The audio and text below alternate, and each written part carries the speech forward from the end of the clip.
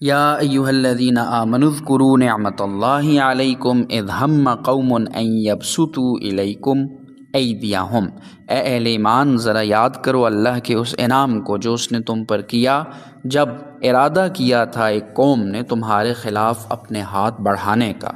فکف ایدیہم عنکم، تو اللہ نے ان کے ہاتھوں کو روک دیا تم سے۔ اس آیت کے متعلق مختلف مفسرین کی مختلف آراء ہیں، لیکن بظاہر تو ان میں ایک تعارض نظر آئے گا۔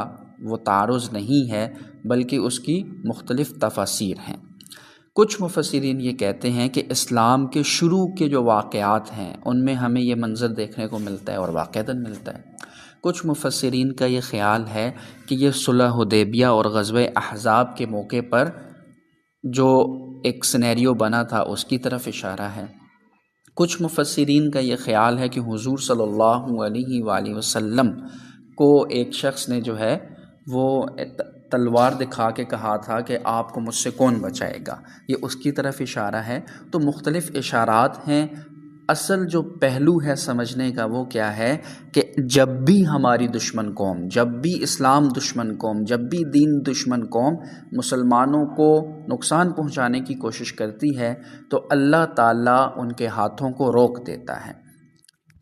لہذا ان کی جو چالیں ہیں، ان کی جو جنگی ساز و سامان ہیں، ان سے ہمیں ڈرنا نہیں چاہیے۔ یہ تو ہو گیا ایک پہلو۔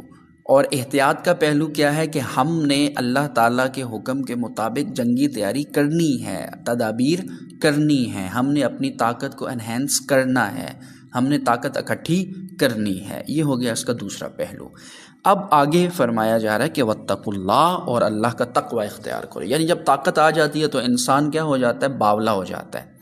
انسان کے پاس طاقت آ جائے تو وہ اس طاقت کے نشے میں چور ہو کر پھر دوسری قوموں پر بھی لڑائی تھوپ دیتا ہے، جنگ مسلط کر دیتا ہے۔